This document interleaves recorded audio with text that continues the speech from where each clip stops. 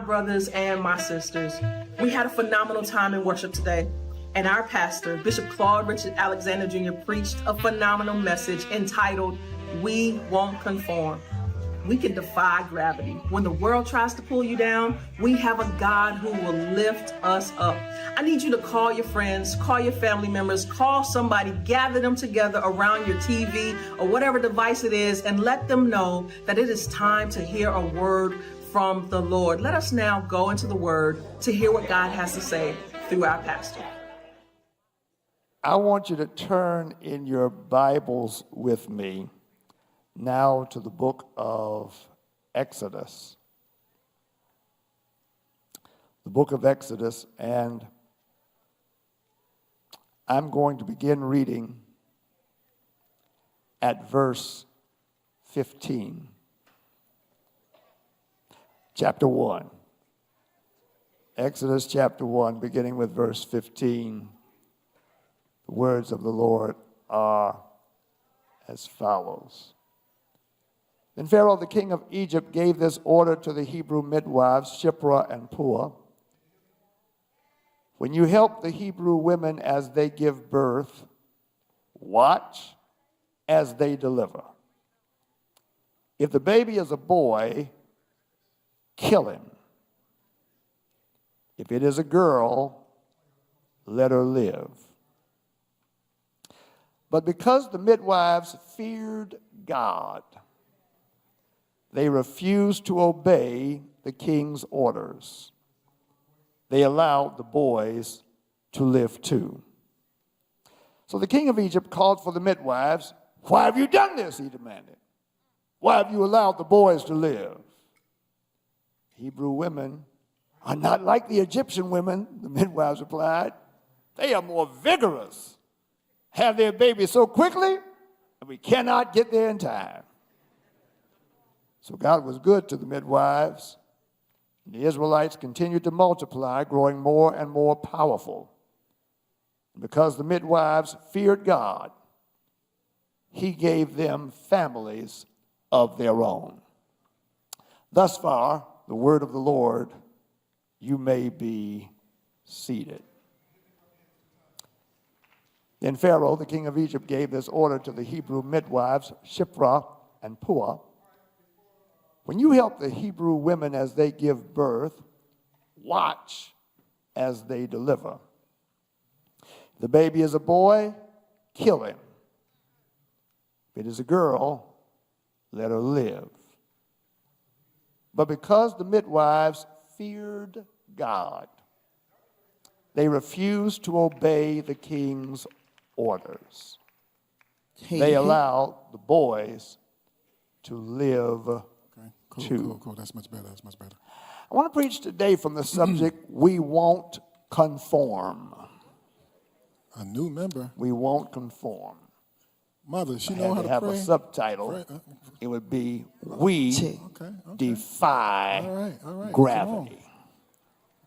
Y'all give her your undivided attention. Let's bow our gravity. heads and close our eyes. My Stay right favorite there. Broadway Stay right there. musical, Wicked, Right there. Come on. Oh, you has wanna now come been turned into an She Academy experienced with Award-nominated movie. Should we It's be- based should upon we a be putting disclaimer out there that we 1995 don't know what novel she gonna say? entitled She- Wicked, she The good. Life and Times of the Wicked Witch Okay, of the come on. West. Wicked is an imaginative origin story of Elphaba, who becomes what is known as the Wicked Witch of the West.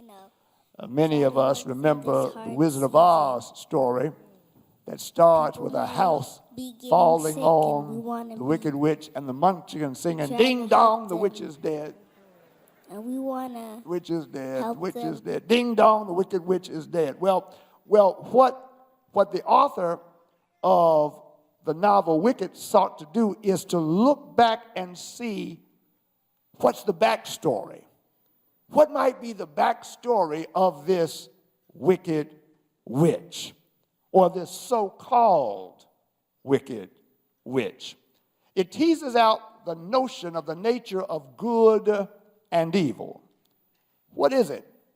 What classifies it? What causes it? And it seeks to tease out how perspective and propaganda can influence how people are remembered. In subtle and not so subtle ways, it addresses the issues of racism, xenophobia, scapegoating, and gaslighting. And while it was written 30 years ago, its messages are strikingly relevant today. Now, without giving away the plot to those of you who haven't seen it, how many of y'all have actually seen the movie? Okay, well, by the time I finish this sermon, a whole lot of y'all are going to go see. As a matter of fact, we might have a viewing so that we can have a discussion around it, because there's so much in it. So I don't want to give away all of it, but there's a time when Elphaba is before the Wizard of Oz. And for a young magician, it is the ideal opportunity for which people would give everything to have.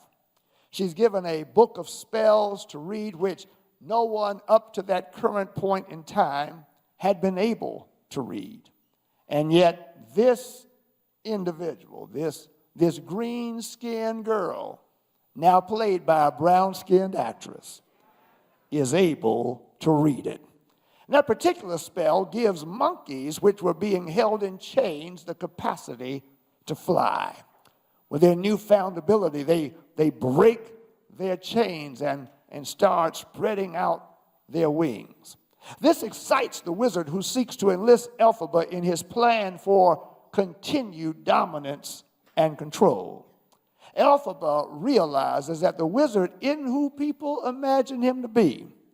As a matter of fact, he's no wizard at all. He has no inherent power or ability. It's all smoke and mirrors. It's all deception and false narrative.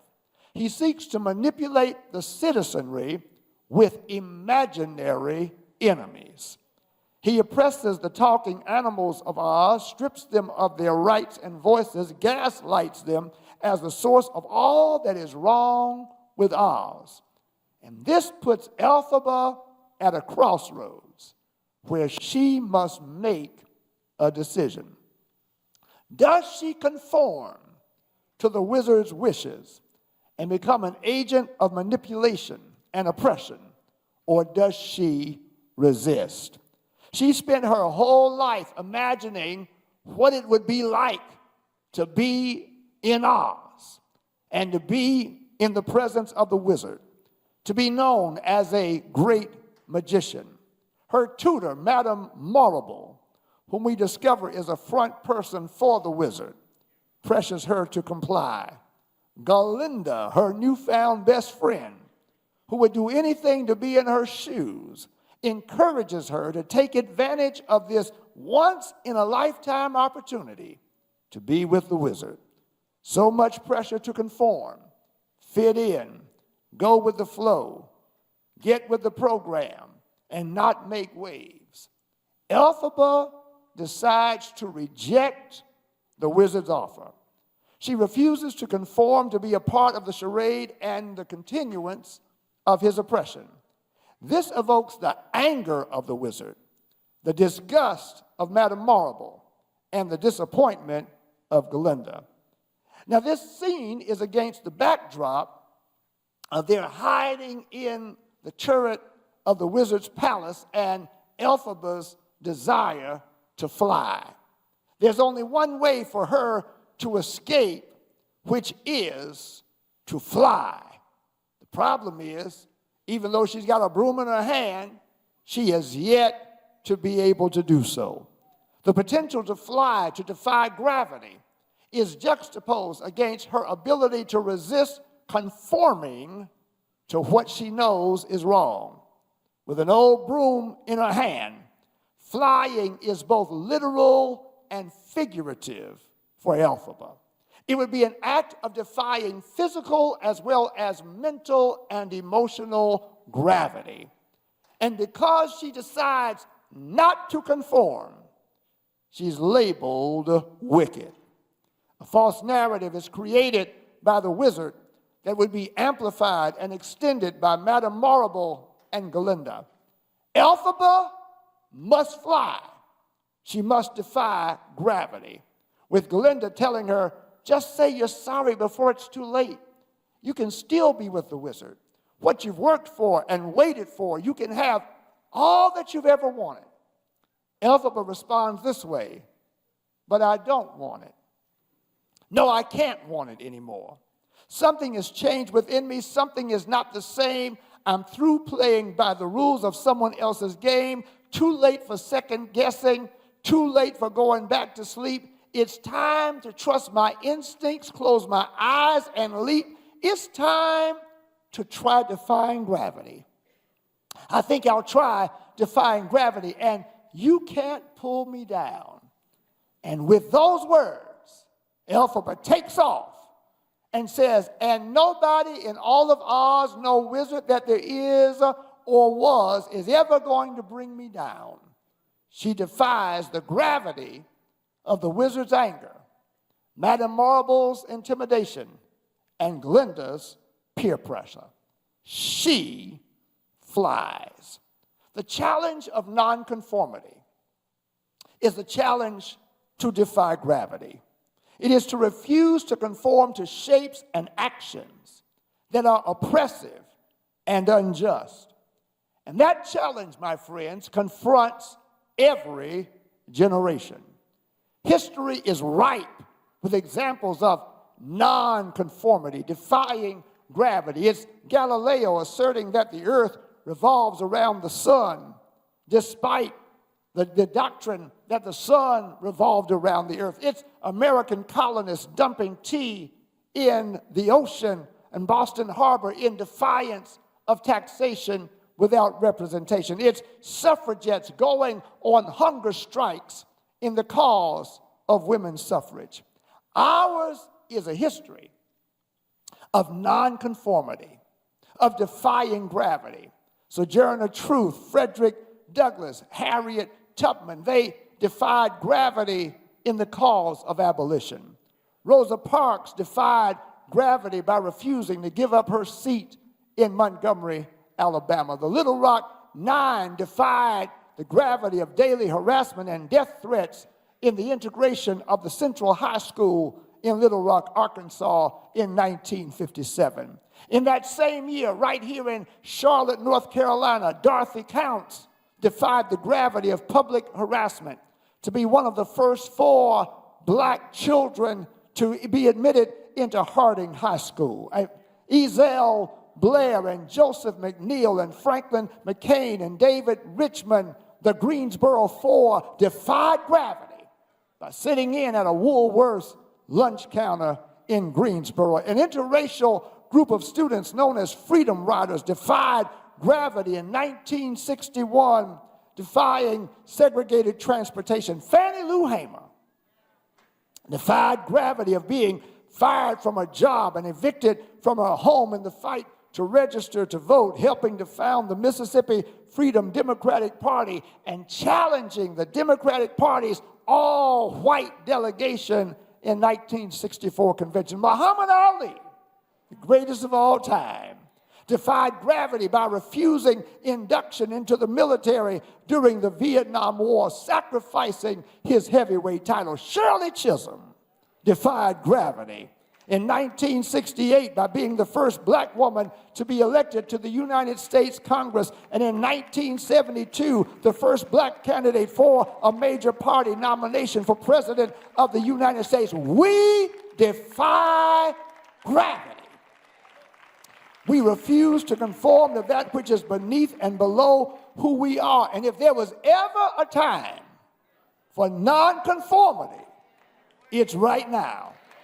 If there was a need for gravity to be defied, it is in this current period. 2 weeks ago, Danielle Sassoon, the acting U.S. attorney for the Southern District of New York, defied gravity by resigning after being instructed by the administration to drop criminal charges against the New York mayor, Eric Adams. Sassoon, a career prosecutor who was appointed by the administration.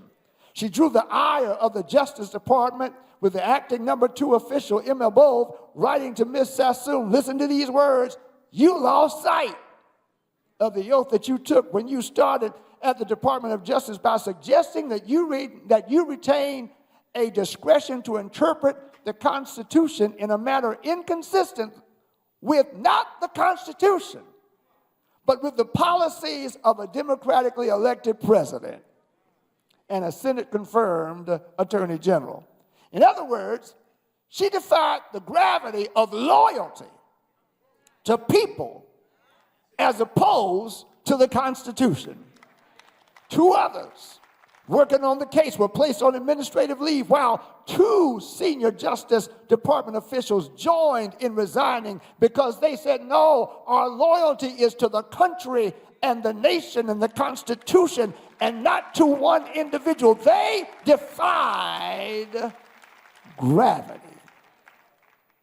This is a time to defy gravity. And in today's text, we see two women refusing to conform and defying gravity. Their story is within the narrative of the book of Exodus. A new Pharaoh, not the 47th, a new Pharaoh,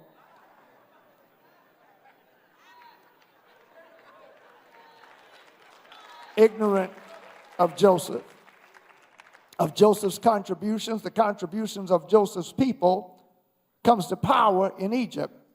And seeing the rise in the population of the people of Israel, he becomes fearful of their numbers. They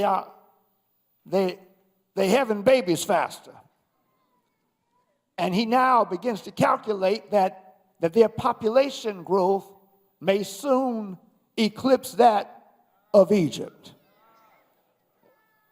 Maybe by 2030. Wait, no. And he develops a replacement theory and starts putting a pejorative name on them, calling them Hebrews. He creates a false narrative of their joining the enemies of Egypt and their overthrowing the Egyptians. That narrative seeds the psychological clouds that would produce the reign of their enslavement and their being oppressed. But to his consternation, the more that they were afflicted, the more that they multiplied.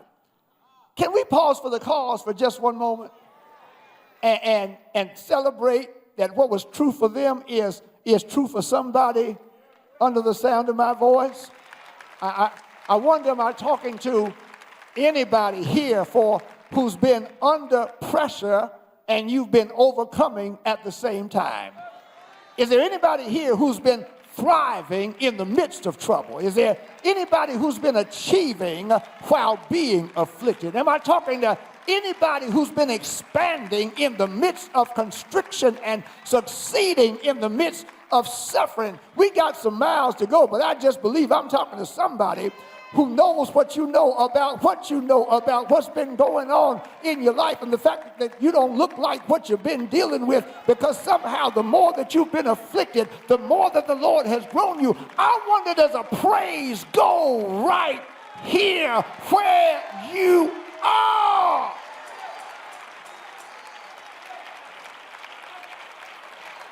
See, that's why people don't know the power of your praise, because they don't know what's been going on. They don't know the monkey that's been on your back. They don't know the pressure that's been on you. They don't know what's been against you, because you don't look like what it is, because every time it tries to push you down, God has a trampoline at the bottom and you just keep popping up at the same time.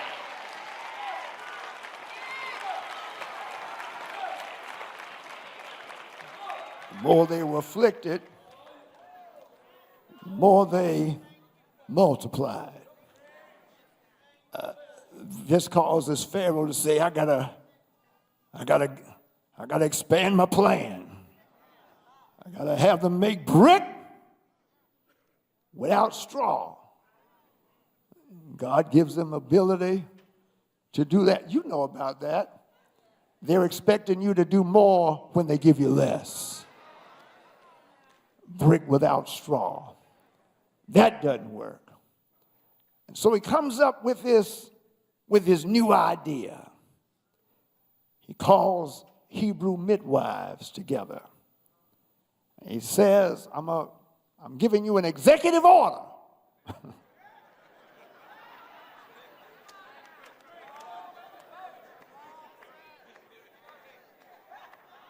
I want you to watch these women having babies.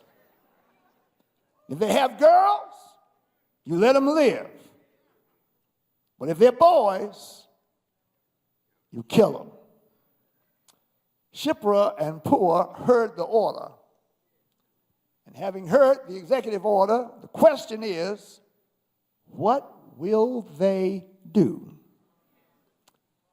They're within the Egyptian administration, subject to Egyptian law. Pharaoh is king and attorney general at the same time.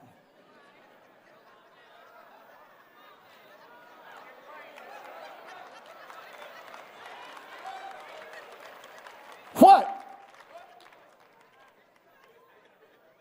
will they do? And the text reads, but because they feared God, they refused to obey the king's orders. They allowed the boys to live. They did not conform. They defied gravity. They chose to fly. And the question that you and I need to ask is, what empowered them to defy gravity? What did they know? What did they believe that prompted them to say no? What prompts us? What empowers us to be able to defy gravity? They didn't allow where they were to cause them to forget who they were and whose they were. While they are in Egypt, while they are in the presence of Pharaoh, the king of Egypt, they were Jewish. They were a part of the people of God. They were descendants of Abraham, Isaac, and Jacob. They too were Hebrews, as they were called. And as such, they were the Lord's people. They were connected by a covenant with God. They were in Egypt because of God having sent Joseph ahead of them to be in position for when the time of famine would come. Joseph was sent ahead by God so that they might be kept alive and that God's purposes might continue in the earth. And for a period of time, God had designated Egypt to be the place where that part of the purpose would be fulfilled. Joseph and his people had made significant contributions to Egypt. God had blessed them and had blessed Egypt because of them. We defy gravity by knowing who we are and whose we are, regardless of where we are. Regardless of where we are, nonconformity, the capacity to defy gravity, comes first from knowing who you are and whose you are. There's got to be an ownership, an appreciation for who you are. And when you know who you are and own who you are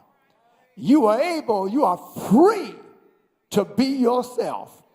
And it's in that freedom that you can defy the gravity that seeks to misshape you and malform you. Oscar Wilde puts it this way: be yourself. Why? Everybody else is already taken.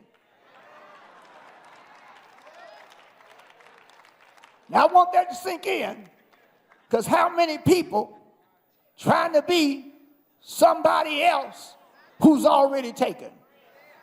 Meanwhile, the only person you can be that God desires for you to be fully is left unformed.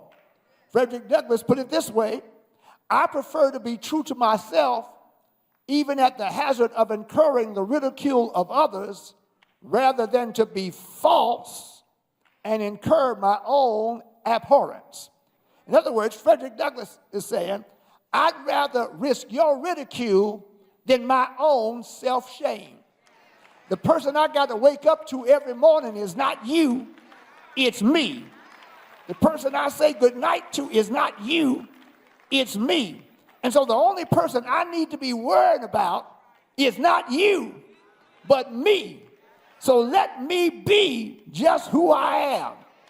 You know, there are those who get to certain places and they get brand new.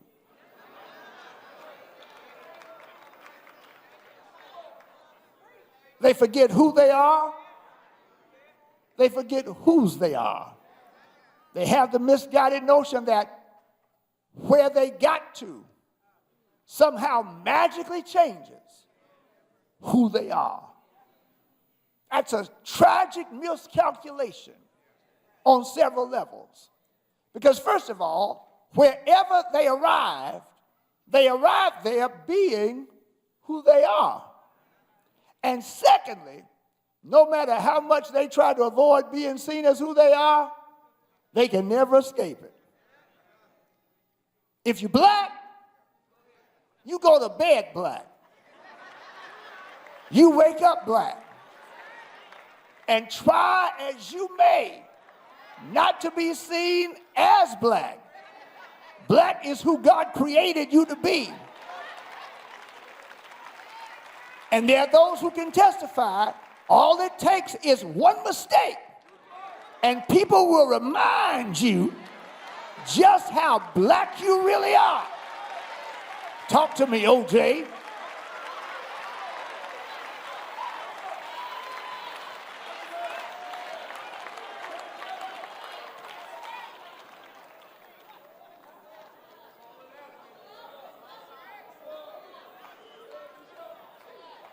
Whoever you are, whatever your ethnicity, whatever your race is, you cannot allow where you are to blind you to who you are and whose you are and make you think that somehow that changes anything. Being in the palace, having proximity to Pharaoh didn't change who they were. They were Hebrew midwives. They were God's people. You got to know who you are and whose you are. And if you are a Christian, you are not your own. You are in Christ, who is in God. You were bought with a price. You belong to God. You are his person. You are one of the sheep of his pasture. You are his workmanship, created under good works. You got to know who you are, and you got to know whose you are. And I wonder, is there anybody who can testify, I'm so glad I know who I am. I'm so glad I am not confused about who I am. I know who I am. I inhabit who I am. I like who I am. I'm proud of who I know who I am, and I know whose I am. I belong to God. God calls me his son. I'm his child. I'm an heir of God. I'm a joint heir with Jesus Christ. I'm a peculiar person. I'm a part of a royal priesthood. I'm a part of a chosen generation. I'm a part of a holy nation. I'm a saint of God. I know who I am and whose I am. And because they knew who they were and whose they were, they remembered why they were where they were. They were where they were by the plan and purpose of God. God brought them there. God grew them there. God has kept them there. God prospered them there. They were midwives with a purpose. It was to assist in the proper birthing of Hebrew children. They were participating in helping God fulfill the promise made to Abraham, Isaac, and Jacob to multiply their seed and make them into a great nation. With every birth, God was fulfilling that word. And because they were where they were by God's placement and God's plan, they were alert to anything that ran contrary to God's purpose. Pharaoh's order ran contrary to God's purpose. The midwives conclude they can't occupy a heavenly placement acting on hellish plans. They were where they were for the extension of God's people and not their extinction. Hence, they refused to conform. They defied gravity. My brothers and sisters, it's the knowing why you are where you are that gives you clarity about what you do where you are. When you know that you are where you are by the purpose of God, when you know that you are where you are by heavenly assignment, then you can't conform to hellish aims. You've got to resist. You've got to defy. You've got to fly, because place never trumps purpose. Purpose always overrides place. And I wonder, is there anybody who can say, I got it clear? I am where I am not just to be there. I am where I am because God put me there. God placed me there. As a matter of fact, when I look back, there is really no reason for me to be where I am other than the fact that God put me there. My resume doesn't add up. My credit doesn't add up. The money I got doesn't add up. The only way I got to where I am is because God put me there. As a matter of fact, there were folk that didn't want me there, tried to keep me out of getting there. Then the only reason I got there and am staying there is because the Lord has put me where I am. And when I know that the Lord has put me where I am, do you think I'm going to do anything that is not in keeping with why I'm there? I'm there to be the presence of God where I am. I am there not just for the profitability of the business. I'm there for the expansion and the advancement of the kingdom of God. That's why I'm there. And because I'm there, I know I got to do right. I got to do just. I got to be good. I can't be scheming and conniving. I can't be participating in oppression and inequity. No, I'm there because God put me there.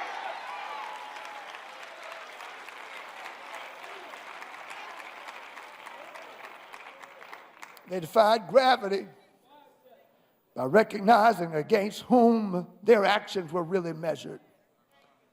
Pharaoh, having issued his executive order, midwives have to make a calculated decision. There's Pharaoh's edict, and there is their conscience. The edict exerts influence outside of them. Conscience asserts influence inside of them. The edict comes from Pharaoh, who was born in time. Their conscience is being informed by God, who was before Pharaoh and who will be after Pharaoh. With the edict saying act with Pharaoh, their conscience says act with God. The question arises, with whom will they choose to act? Whose purposes will they choose to join? The midwives choose to let the boys live. They choose to join God because they feared God. They respected God. They recognized the weight of God. They honored God. They heard Pharaoh. They may have considered Pharaoh. They may have felt some fear concerning Pharaoh, but they feared God more. They saw God's power against the power of Pharaoh. The more that Pharaoh afflicted them, the more that God multiplied them. That showed that God was greater. It was God with whom they'd have to live and give an account. It was God's purposes against which they'd be working. They'd rather be with God and against Pharaoh than with Pharaoh and against God.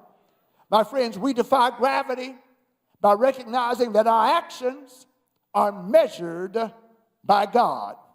The choice to defy gravity, the choice not to conform, is ultimately the choice about whose purposes you will join. And that choice is influenced by whom you respect the most, who means the most, who carries the most weight in your life, who occupies the highest place, whose voice resonates the loudest in your mind, whose side will you be on? Pharaoh seeking to pull down, God sought to lift up. Defying gravity, my brothers and sisters, is about yielding to God's lifting you above what is trying to pull you down. With pressure to go low, God calls you to go high. Defying gravity, refusing to conform, is heeding the call to go high.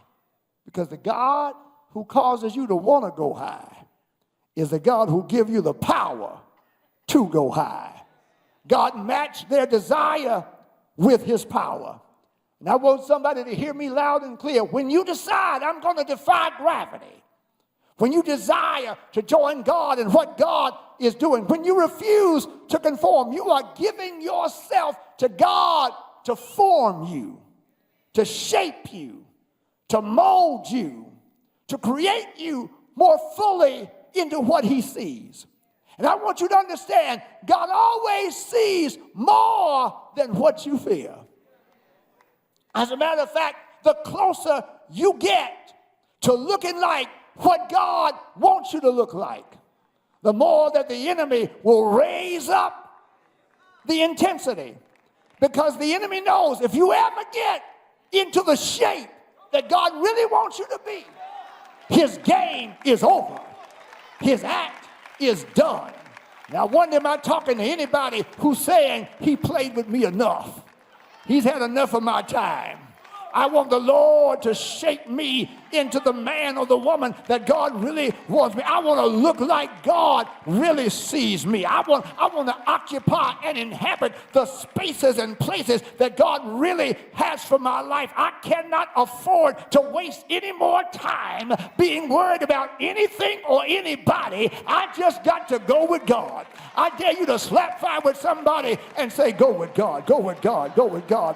Go with God, go with God, go with him, go with him. Get into his mold, get into his shape, get into his place. Go with God. Look at them choosing. Let the boys live. They defied the edict. They defied gravity. Pharaoh discovers their non-compliance. I don't know, somebody from the FBI might have discovers their non-compliance. He asks them why hadn't they killed the boys. The women got a little signifying in them. They know his xenophobia. They say, oh, Pharaoh, you know these Hebrew women ain't like the Egyptian women. They more vigorous. They have their babies so quickly, you can't even get there in time. Pharaoh said, well, I guess that does make a little.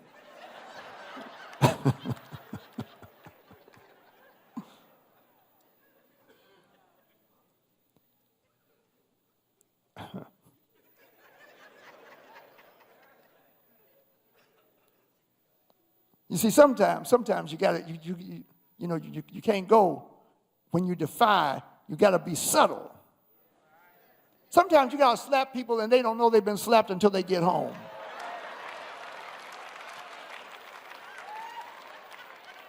And then, when they're at the dinner table, bam! He slapped me and I didn't even know it. Subtle.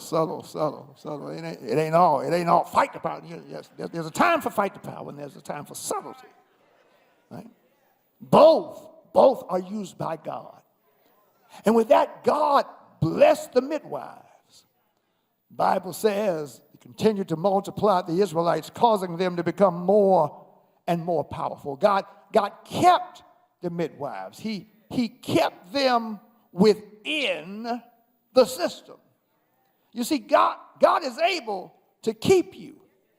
And sometimes God will keep you within the environment.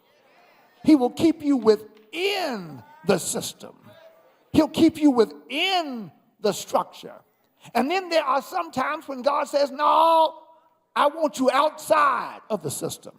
I want you outside of the structure. And here's the thing, either way, it's God who's going to keep you. I wonder, am I talking to somebody right now?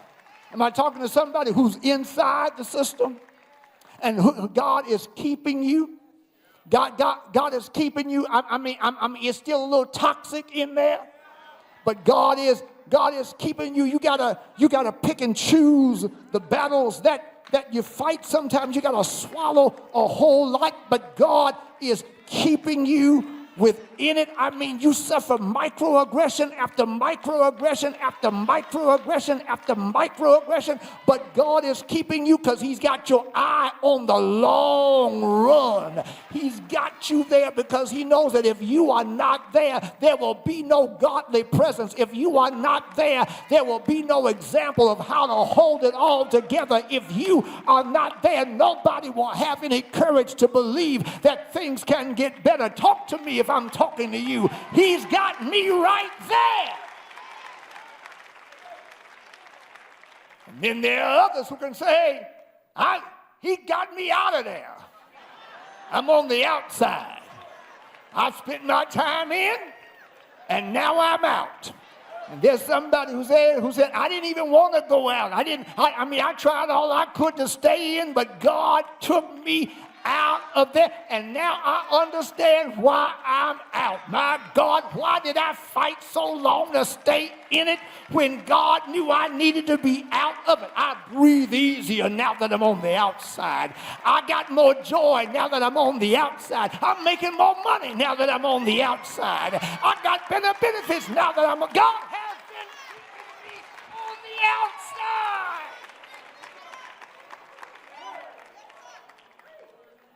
Their choice to join God in his purposes demonstrated that they could be trusted with his purposes for somebody else. These were midwives.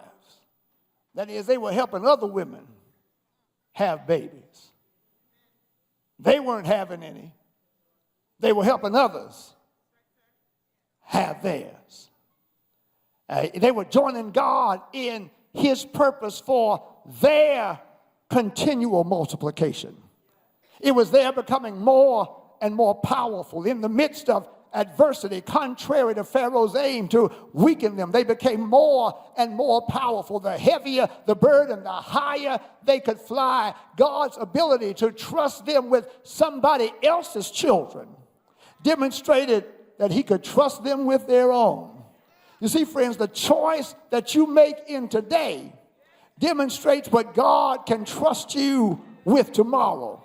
And if you want God to trust you with more, you got to show God that you can be trustworthy where you are. Even if where you are is benefiting somebody else, you got to show God, you can trust me to help somebody else. And God says, you know what? If I can trust you to help them get to where they're going, then I can really take you some places, because for you, it is not about where you are, it's about who I am. I wonder, am I talking to somebody who can say, I want God to know it ain't about where I am, it's about who he is. And if I can show him how valuable he is in my life when I'm not absolutely where I want to be, then God will say, yeah, you know, I can trust you. I can trust you to take you not just where you want to be, but where you never even thought that you could be. I wonder, am I talking to somebody right? Did I just hit you between your eyes? Can you testify God has taken me not where I wanted me to be, not where I wanted to be. He took me where I could not even see myself being. That's what it means for God to do exceedingly abundantly above all that we ask or even think, according to the power that is at work within us. I wonder, am I talking to somebody right now who can say, I'm where I never thought I would be. I am so glad God did not let my thoughts be the limit of where he took me. I'm so glad that God broke the ceiling off of my thoughts and say, I know that's where you thought you deserve, but I'm going to take you where mercy can take you. I'm going to take you where where grace can take you. I'm going to take you where you don't deserve, but I'm going to put you there anyway. I'm going to take you where you don't merit, but because I want it for you, I'm going to give it to you anyway.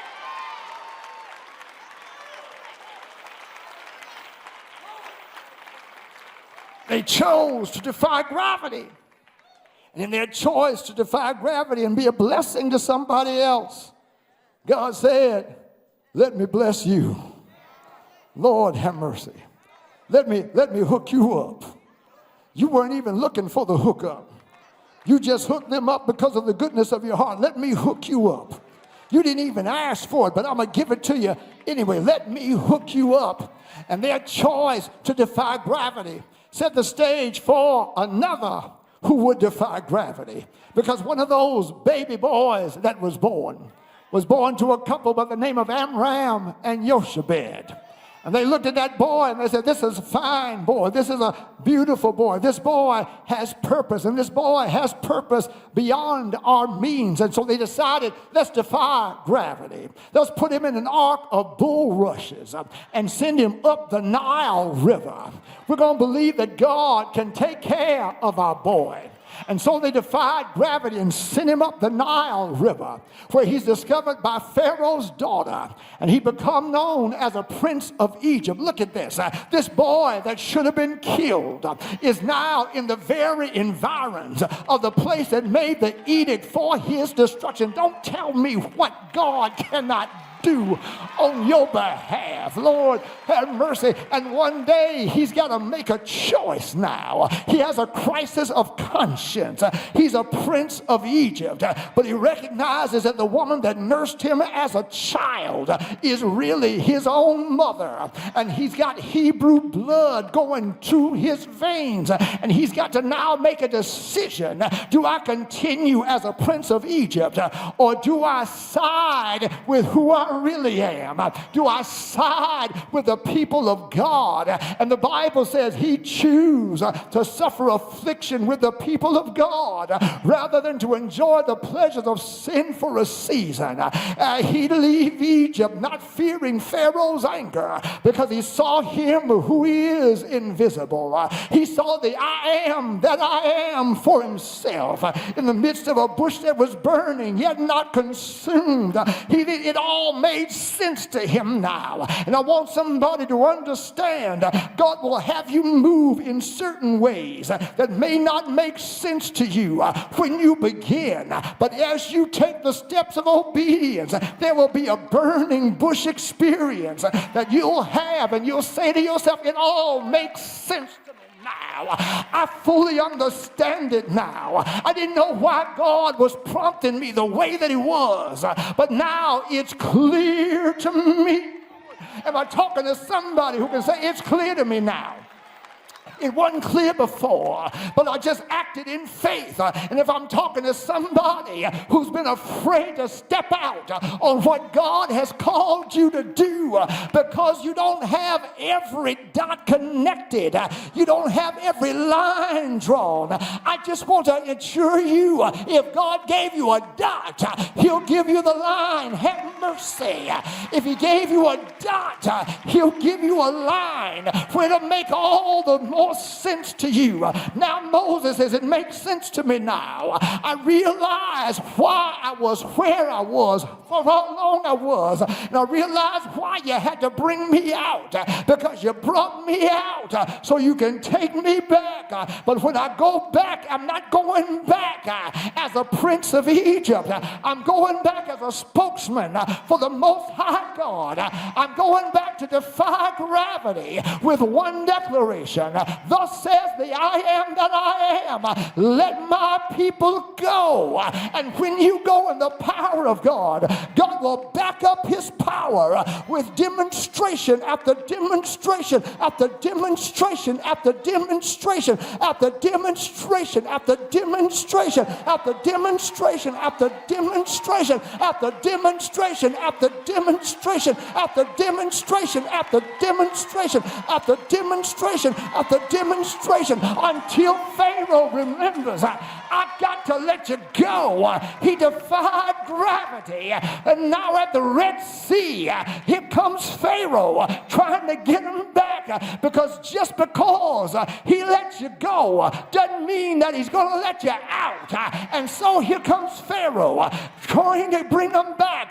But the Lord defies gravity at the Red Sea with the waters parting and the people going on dry ground. And then the Lord said, if I can defy gravity by bringing the waters up to let my people go through, I can defy gravity again by letting the waters come back and drown Pharaoh and the army in the Red Sea. I'm trying to help somebody here.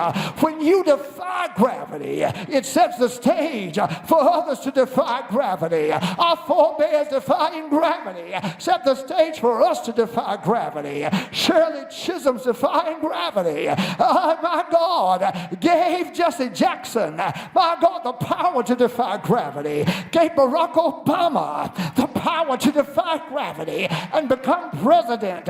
Gave Kamala Harris the power to defy gravity and become vice president of the United States. I want you to know, when you stand up for what is right, you set the spark for a major change. You're defying gravity. Sets the stage for somebody else to defy gravity themselves. I'm talking to somebody right now. You defied gravity by being the first in your family to go to college, but because you defied gravity, somebody else in the family, they said, I'm going to college too. I'm talking to somebody who defied gravity by being the first to accept Jesus as Lord and Savior, and because you got saved, somebody else in your family said, I believe I'll get saved too. And that step is because there was somebody who defied gravity for himself.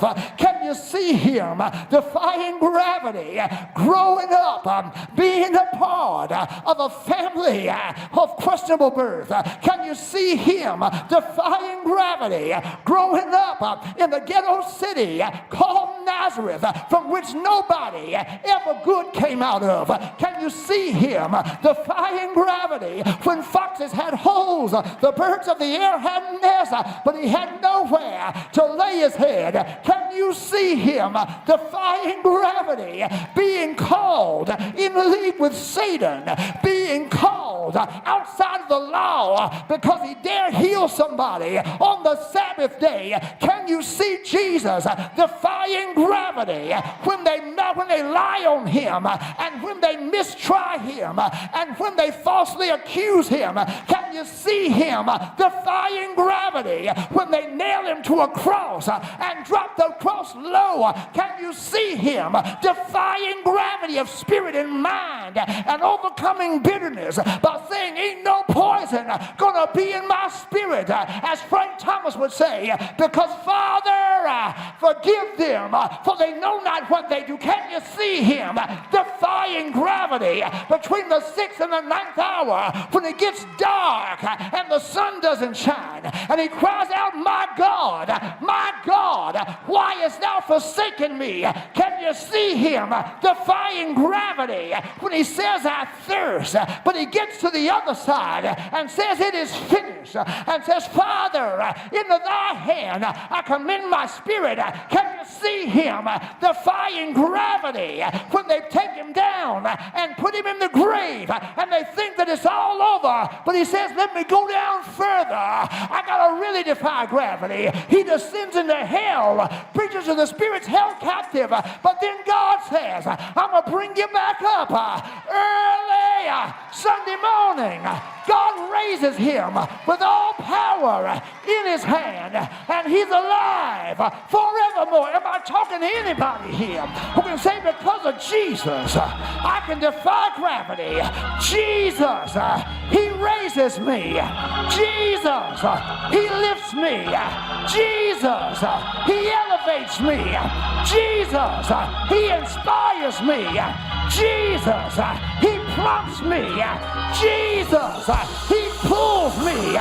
Jesus, he keeps me. Who am I talking to? You defy gravity. Out of dysfunction in a family background, you defy gravity. Against generational strongholds, you defy gravity. Against addiction of every kind, you defy gravity. Against no expectation and no expectation, you defy gravity. Against bills being more than money, you defy gravity. Against heaviness in your spirit, grief in your soul, trouble in your mind, you defy gravity. As a matter of fact, you defied it today. You said, I'm going to go into the house of the Lord. You defy gravity. When you say, I will bless the Lord at all times, and his praise shall continually be in my mouth. Am I talking to somebody? Let's vibe with somebody and say, God, keep helping me defy gravity. He's my strength like no other. He's my strength like no other. He reaches to me in the fullness of his grace, in the power of his name. Yeah! Yeah!